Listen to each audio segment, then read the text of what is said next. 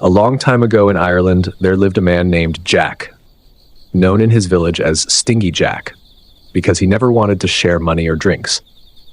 But Jack was clever and loved to play tricks, even with the devil. One evening, when Jack was returning from the tavern, the devil appeared ready to take his soul. Jack was quick and said, "Wait, let me drink one last pint of ale before you take me." The devil agreed.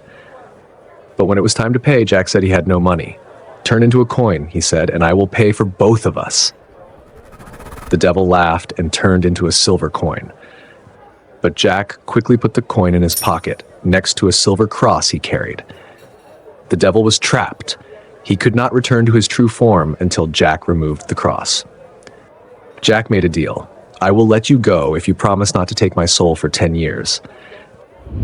10 years later, the devil returned. "It is time, Jack." Jack smiled again. "All right, but first I want to taste an apple from that tree. Can you lift me up?" When the devil climbed the tree, Jack carved a cross into the trunk. The devil was trapped again and promised never to claim Jack's soul. Years later, Jack died. But when he came to the gates of heaven, he was not allowed in. "You were greedy and dishonest all your life," said the angels. Jack went to hell, but even there the devil could not take him. "I cannot take you because of our deal," said the devil. Jack asked, "Where do I go now?" The devil gave him a burning coal to light his way, and Jack put it inside a hollow turnip he carried. Since then, Jack wanders between the worlds, lighting his path with his lantern.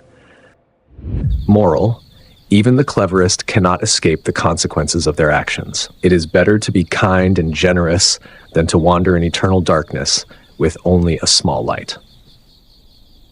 When Irish people moved to America, they replaced turnips with pumpkins, bigger and easier to carve.